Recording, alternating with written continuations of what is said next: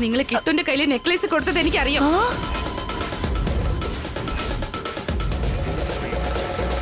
ഞാനെപ്പോഴാ കിട്ടുവിന്റെ കയ്യിൽ നെക്ലേസ് കൊടുത്തത്? കിട്ടു, ഇവിടെ വാ.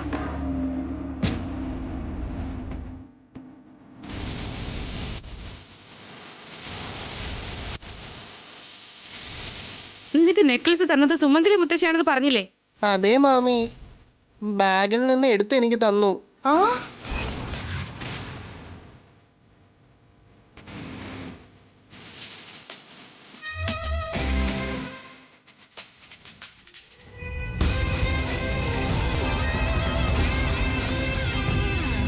ഈ ബാഗിൽ നിന്നാണ് മാമി. ഇതിലാണ് സ്വർണ്ണം ഉള്ളത്, നോക്കിയേ.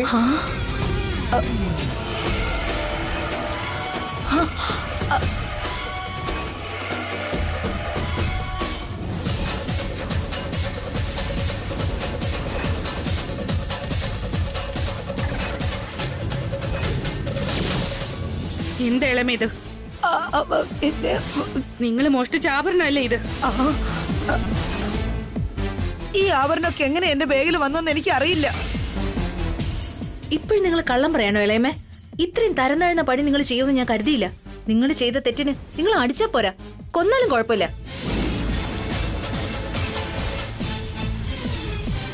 അമ്മയുടെ മുൻപില് വസുവിനെ കള്ളിയാക്കാൻ നോക്കിയല്ലേ ഇളയമേ? പൂജ നിർത്താൻ നോക്കിയല്ലേ?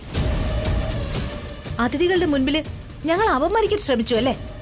ഇതുപോലെയുള്ള ആൾക്കാരെ വീട്ടിൽ നിർത്തുന്നതേ തെറ്റാ. ഈ വീട്ടിൽ കഴിഞ്ഞിട്ട് ഇവിടുത്തെ ആഭരണങ്ങൾ തന്നെ മോഷ്ടിക്കും അല്ലേ? ഞാൻ ഒറ്റയ്ക്കൊന്നല്ല ഈ ആഭരണം മോഷ്ടിച്ചത്. ഈ മോഷണത്തില് ഈ ദമയന്തിക്കും കാർത്തികയ്ക്കും പങ്കുണ്ട്. ഞങ്ങൾ 3 പേരും ഒരുമിച്ച ആഭരണം മോഷ്ടിച്ചത്.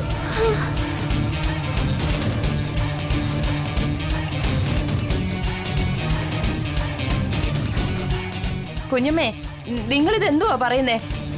നിങ്ങൾ ആഭരണം മോഷ്ടിച്ചിട്ട് എന്റെ തലയെ കൊണ്ട് ഇടുവാണല്ലേ? നീ അല്ലേടി സ്വർണ്ണാഭരണവും കുറെ വെള്ളിപ്പാത്രം മോഷ്ടിച്ചത്. ദാ നോക്ക്, തെളിവില്ലാതെ ഓരോന്നും പറയരുത് കേട്ടോ. ഞാൻ പാവപ്പെട്ടവളാണെങ്കിലും കള്ളിയൊന്നും അല്ല. വേണമെങ്കിലേ എന്റെ സഞ്ചി എടുത്ത് നോക്ക്. എടാ കിട്ടു, പോയി സഞ്ചി എടുത്തോണ്ട് വാടാ മോനെ. ശരി അമ്മേ. ആ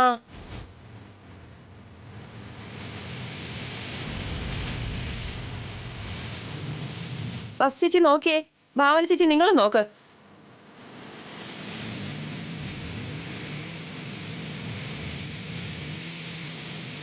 സ്വർണ്ണോ വെള്ളിയോ വലുത് എന്റെ സഞ്ചിയിലുണ്ടോ എന്ന് നോക്ക്, കണ്ണ് തുറന്ന് നോക്ക്.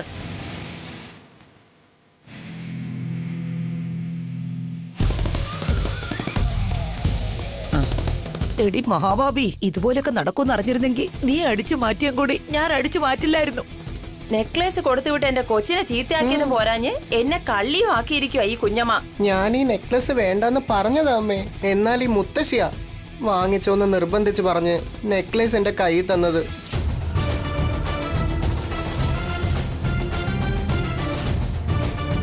എടാ, നിങ്ങൾ കാരണം ഞാനിപ്പോ ഈ അവസ്ഥയിലായത്. നെക്ലേസ് കൊണ്ടുപോയവൻ സമാധാനത്തിൽ അത് വിൽക്കുന്നതിന് പകരം എന്നെ ഒറ്റ കൊടുക്കുമെന്ന് ഞാൻ വിചാരിച്ചില്ലടാ. നിൽക്ക് കാർത്തിക.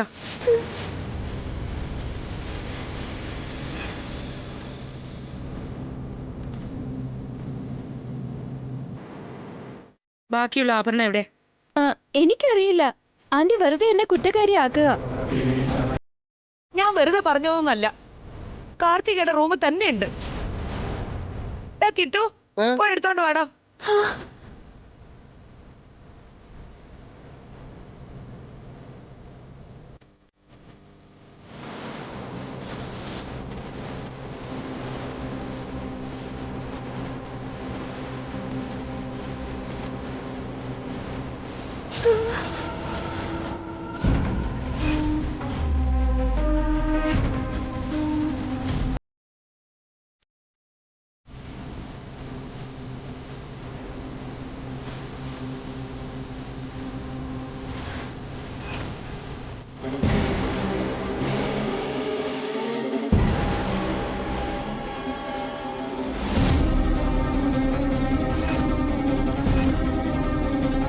എന്താ കാർത്തിക ഇത്?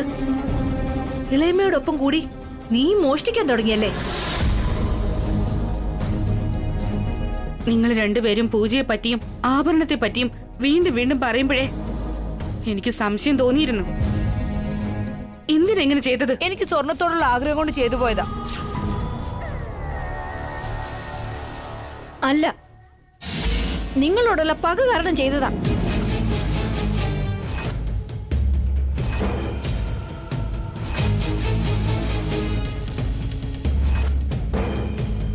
വസു എന്ത് ചെയ്തിട്ടാ നീ അവളോട് ഇത്രയും ദേഷ്യം കാണിക്കുന്നേ? എനിക്കാരും ഇമ്പോർട്ടൻസ് തരുന്നില്ല. എല്ലാം വസുവെടുത്തിയാണ് ചെയ്യുന്നത്. അതുകൊണ്ട് ഇങ്ങനെ ആഭരണം മോഷ്ടിച്ചു വെച്ച് എന്നെ കുറ്റക്കാരിയാക്കാനാണോ ശ്രമിച്ചത്? അതെ, നിങ്ങളെ കുറ്റക്കാരിയാക്കാൻ ശ്രമിച്ചതാ. നിങ്ങൾ എന്ത് ചെയ്യും?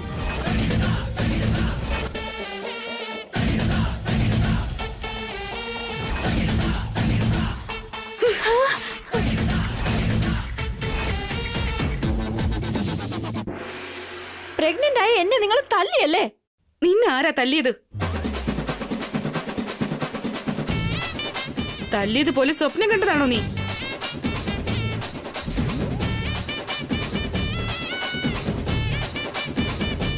ഗർഭിണിയായിരിക്കുന്ന സ്ത്രീ ദൈവത്തിന് തുല്യമാണെന്ന് പറയാറുണ്ട്. അതുകൊണ്ടാ നിന്നെ ഞാൻ വെറുതെ വിട്ടത്. ഇല്ലെങ്കിൽ നിന്റെ രണ്ട് ചെകിടും അടിച്ചു പൊളിച്ചനെ. നീ ഗർഭിണി ആയതുകൊണ്ട് നിന്നെ പൂജയിൽ ഇരുത്താത്തത്.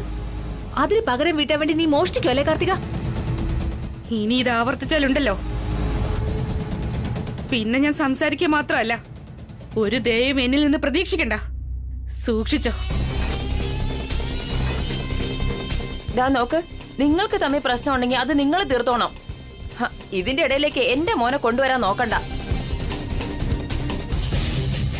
വാട കിട്ടൂ. പൂജ ദിവസം ആയതുകൊണ്ട് ഇതിൽ കൂടുതൽ ഇനി ഒന്നും ചെയ്യാതെ അമ്മയെ പോലും അറിയിക്കാതെ ഞാൻ ഈ വിഷയം വിടുക. വന്നേ.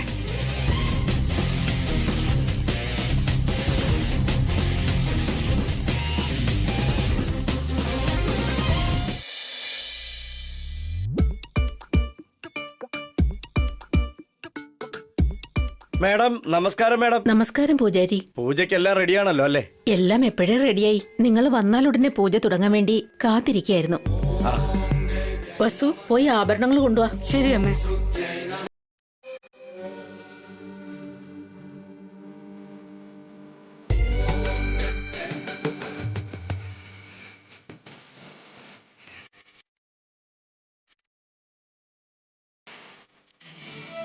കായാഭൂവോ ശ്യാമമേഘമോ മുരളീ മൃദുരവമോ.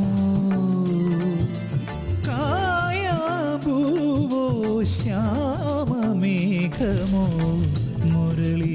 ആ ആഭരണമെല്ലാം മോഷ്ടിച്ച് വസുവെടുത്തി അപമാനിക്കാന്ന് വിചാരിച്ചതാ. എല്ലാം തല കീഴായല്ലോ.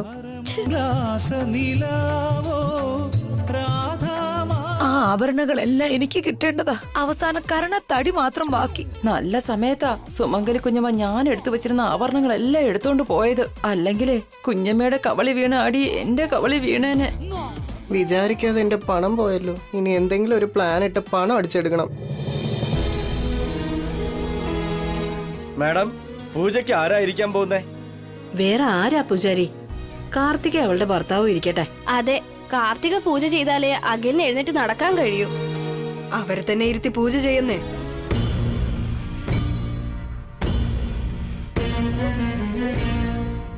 നിങ്ങൾ ഇത്രയൊക്കെ പറയുമ്പോ ഞാനിങ്ങനെ വേണ്ടെന്ന് വെക്കും. ഞാൻ തന്നെ പൂജയ്ക്ക് ഇരുന്നോളാം. അതിന്റെ ആവശ്യമില്ല. വസു എടുത്തി അബേട്ടനും പൂജയ്ക്ക് ഇരുന്നാ മതി. രണ്ടുപേരും ഇരിക്കട്ടെ.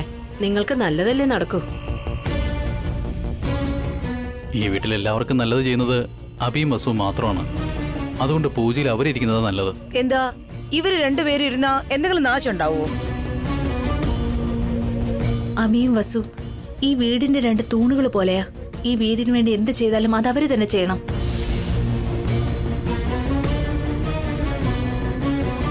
ഈ പ്രാവശ്യം അഖിലിനെയും കാർത്തിക ഇരുത്തി പൂജ ചെയ്തൂടെ ചേച്ചി?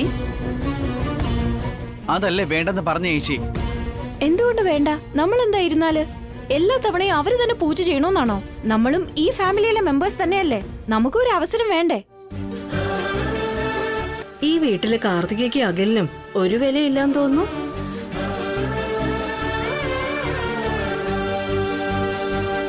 അങ്ങനെയാണെങ്കിൽ പേരിന് മാത്രമാണ് ഇതൊരു കൂട്ടുകുടുംബം. അധികാരം മുഴുവനും അബിക്കും വസുവിനും ആണല്ലോ.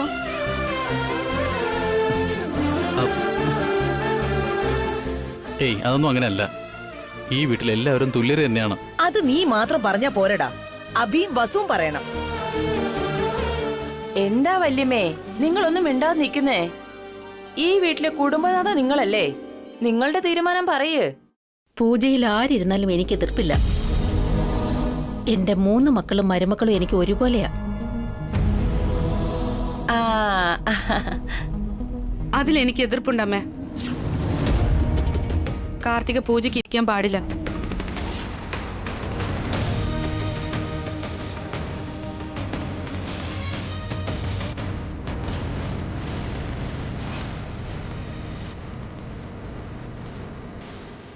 ഞാൻ എന്താ പൂജയിൽ ഇരുന്നാൽ ഏട്ടത്തി? ഏടത്തിയല്ലേ വേണ്ടെന്ന് പറയുന്നേ, എന്തിനാ വെറുതെ വഴക്കുണ്ടാക്കുന്നേ? ഇവളുടെ വേദന നിനക്കൊരു വഴക്കായിട്ടാണോടാ തോന്നുന്നേ? ഇവളും ഈ വീട്ടിലെ മരുമകള് തന്നെയാ, അതിനുള്ള അവകാശമുണ്ട്. ഇളയമേ ഒന്ന് നിർത്തുന്നുണ്ടോ? വസുന്ധര എന്തെങ്കിലും പറയുന്നുണ്ടെങ്കിൽ അതിലൊരു കാരണവും ഉണ്ടാവും. താൻ മാത്രം പൂജയ്ക്ക് ഇരിക്കാവുന്നുള്ള സ്വാർത്ഥത അല്ലാതെ വസു ചേച്ചിയുടെ അടുത്ത് വേറെ എന്ത് കാരണമുള്ള അഭിയേട്ടാ? ചേച്ചി, വസുന്ധരയ്ക്ക് അങ്ങനെ ഒരു സ്വാർത്ഥത ഇല്ലമ്മേ. പിന്നെ എന്ത് കാരണം കൊണ്ടാ കാർത്തിയോട് ഈ പൂജയിൽ ഇരിക്കേണ്ടെന്ന് പറഞ്ഞേ? പ്രഗ്നന്റ് ആയിട്ടിരിക്കുന്നവള് പൂജയ്ക്ക് ഇരിക്കാൻ പാടില്ലല്ലേ? എന്തുകൊണ്ട് പാടില്ല? നിങ്ങൾക്ക് മാത്രമാണോ എല്ലാം അറിയാവുന്നത്? വസു മാഡം പറഞ്ഞത് ശരിയാണ്. ഗർഭിണിയായിരിക്കുമ്പോ പൂജയ്ക്ക് ഇരിക്കാൻ പാടില്ല. സമ്പ്രദായം അതാണ്, ശാസ്ത്രവും അത് തന്നെയാണ് പറയുന്നത്. കേട്ടല്ലോ അല്ലേ? ഇപ്പോഴെങ്കിലും വഴക്കൊന്ന് നിർത്ത്. അബി വസു, നിങ്ങൾ പൂജയ്ക്കിരുന്നേ.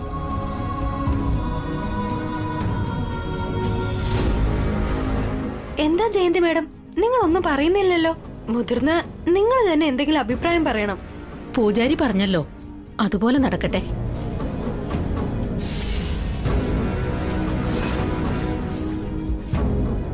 അത്രേ ഉള്ളൂ ഏടത്തി. ഏടത്തിക്ക് ഇപ്പോഴും വസുവിനെ ഭാവനയാ ഇഷ്ടം.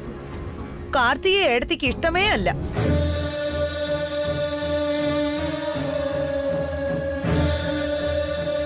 അമ്മ അങ്ങനെ വേർതിരിവൊന്നും കാണിക്കില്ല ഇളയമേ. ആവശ്യമില്ലാത്ത ചെറിയ കാര്യങ്ങൾ വലുതാക്കി കാണിക്കരുത്. ഇവരോട് എന്തിനാ ചോദിക്കുന്നേ? ഏട്ടനടുത്ത് വന്നിരിക്കെ. മാഡം, മുഹൂർത്തത്തിന്റെ സമയം കഴിഞ്ഞുകൊണ്ടിരിക്കുക. വന്ന് പൂജയ്ക്കിരിക്കൂ.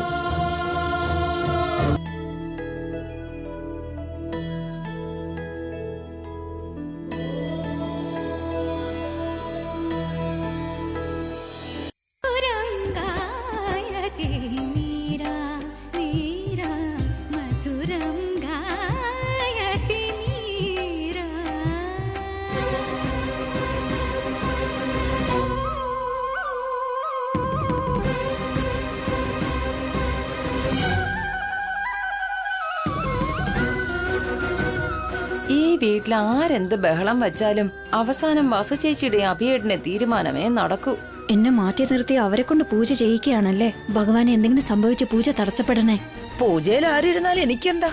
എന്റെ രാജ വരും, അപ്പൊ ഞങ്ങളുടെ കല്യാണവും കഴിയും.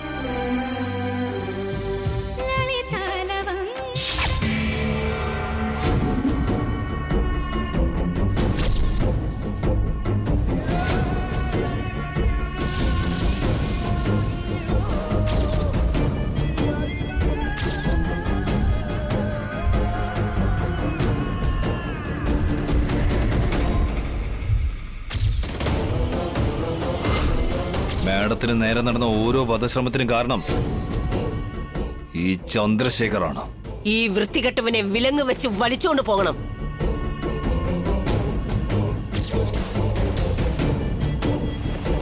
വെയിലില് പുറത്തു വന്ന താൻ അഭിറാമിന്റെ ഫാമിലി അപായപ്പെടുത്തുവാൻ നോക്കി. കോൺസ്റ്റബിൾസ്, ഇയാളെ പിടിച്ച് വണ്ടിയിൽ കയറ്റി. നാളെ രാജ തീർച്ചയായിട്ടും വരണം. നമ്മുടെ കല്യാണം നടക്കണം. ആ ഇത് നോക്ക്, ഇല്ലെങ്കിൽ ഞാൻ നിങ്ങളെ കുറിച്ച് അബിയുടെ വസുവിനോട് പറഞ്ഞു കൊടുക്കും. ഞാനിപ്പോ പുറത്തേക്ക് ഇറങ്ങിയാൽ പോലീസ് എന്നെ എൻകൗണ്ടർ ചെയ്യും. ഇവിടെ ഇരുന്നാൽ സുമംഗലി എന്നെ പറ്റി എല്ലാ കാര്യങ്ങളും അബിയോട് പറയും. ആ വീട്ടിലേക്ക് പോയാൽ അവരെ കല്യാണം കഴിച്ചേ പറ്റൂ. എങ്ങോട്ട് നോക്കിയാലും മരണം മാത്രമേ കാണുന്നുള്ളൂ. എങ്ങനെയും എന്റെ മരണം ഉറപ്പായ സ്ഥിതിക്ക് എന്നോടൊപ്പം എല്ലാത്തിനെയും കൊന്നുകളഞ്ഞേക്കാം.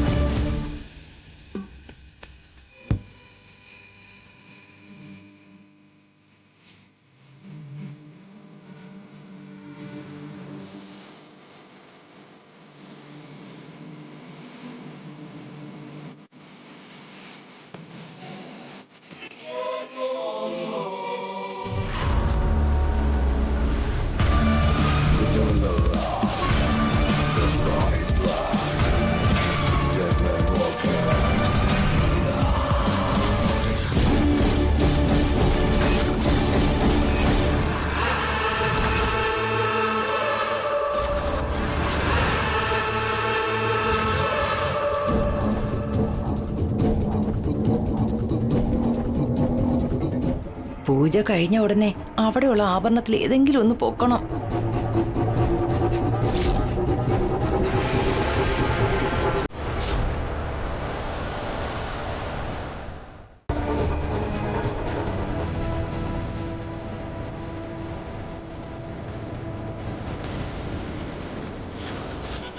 എന്റെ രാജ ഇതുവരെ വന്നില്ലല്ലോ.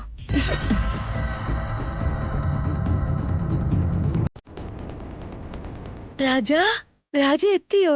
നിങ്ങൾക്ക് വേണ്ടി ഞാൻ കാത്തിരിക്കുകയായിരുന്നു. എല്ലാവരും വീട്ടിൽ തന്നെ ഉണ്ടെന്ന് തോന്നുന്നല്ലോ. അതെ രാജ, പൂജാരി എത്തിയിട്ടുണ്ട്. പൂജ കഴിഞ്ഞ ഉടനെ നമ്മുടെ കല്യാണല്ലേ? ഉറപ്പായി നടത്താം. നമ്മുടെ കല്യാണം കൈലാസത്തിലാ നടക്കുന്നേ. കൈലാസോ? അതെ, ഇവിടെ ശിവന് പൂജ നടക്കുകയല്ലേ. ഇതാണ് കൈലാസം. ശരിയാ രാജ, നമ്മുടെ കല്യാണത്തിന് ശിവനും പാർവതിയും സാക്ഷിയാകും. വാ രാജ, പൂജ കാണാം. വാ. നിങ്ങൾ വെക്കുള്ളൂ, ഞാൻ പുറകെ വരാം. ശരി രാജ.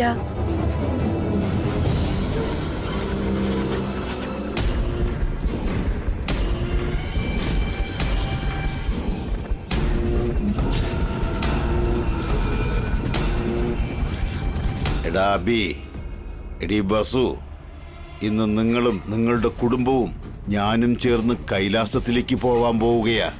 ഇന്ന് നിങ്ങളുടെ മരണം ആ ശിവന് പോലും തടുക്കാൻ കഴിയില്ല.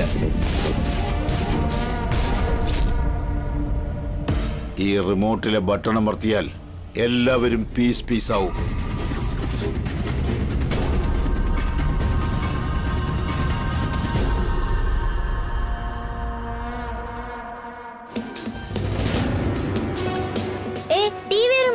അങ്ങനെ കൊണ്ടു നടക്കുന്ന ഇങ്ങോട്ടാ.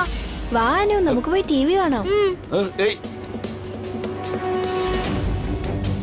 നമുക്ക് കാർട്ടൂൺ കാണാൻ കീർത്തി. വേണ്ട, നമുക്ക് പാട്ട് കേൾക്കാം. വേണ്ട, കാർട്ടൂൺ കണ്ടാ മതി. വേണ്ട വേണ്ട, പാട്ട് കേൾക്കാം. മതി, പാട്ട് കേട്ടാ മതി കീർത്തി. കുട്ടികൾ റിമോട്ട് അമർത്തിയാൽ ഞാൻ മാത്രമേ മരിക്കൂ. അവിടെ ഇരിക്കുന്ന അബിയും വസുവും രക്ഷപ്പെടും. പാട്ട് കേട്ടാ മതി. പാട്ട് കേൾക്കണം. കുട്ടികളെ, ആ റിമോട്ട് ഞങ്ങൾ തരില്ല. ഞങ്ങൾക്ക് ടി വി കാണണം. വേണ്ട മക്കളെ, അവിടെ പൂജ നടക്കുകയല്ലേ, ഡിസ്റ്റർബ് ആവും. അങ്ങനെയൊന്നുമില്ല, ഞങ്ങൾ സൗണ്ട് കുറച്ച് വെച്ച് കണ്ടോളാം. റിമോട്ട് തരാനല്ലേ പറഞ്ഞത്? എന്താ രാജ? കുട്ടികൾ റിമോട്ട് തരുന്നില്ല. ടി വി കാണാനല്ലേ, അവര് കണ്ടോട്ടെ രാജ. പൂജ കഴിഞ്ഞിട്ട് കണ്ടോട്ടെ. റിമോട്ട് വാങ്ങി തരൂ. അല്ല, പൂജ നടക്കുമ്പോ ടി വി എന്തിനാ കാണുന്നേ? ആ റിമോട്ട് ഇങ്ങത്താ. ഞങ്ങൾ തരില്ല. തരാനാ പറഞ്ഞേ? ഞങ്ങൾ തരില്ല. എടി, തരാനല്ലേ പറഞ്ഞേ? എടി, നിക്കടി അവിടെ, നിക്ക്. ഏയ്,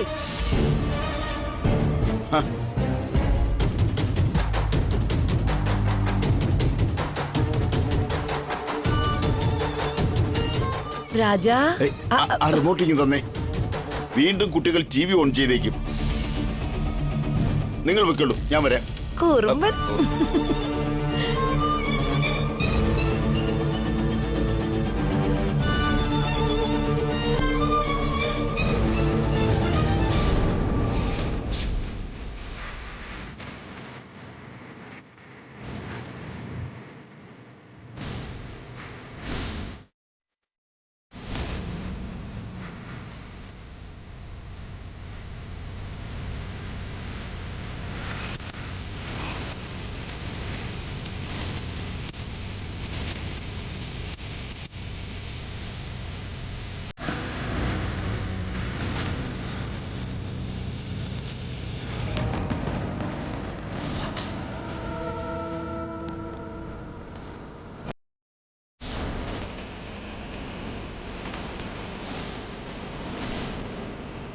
അവസാനിക്കാൻ പോവുക. എന്നോടൊപ്പം എല്ലാവരുടെ കഥയും ഇതോടെ കഴിയും.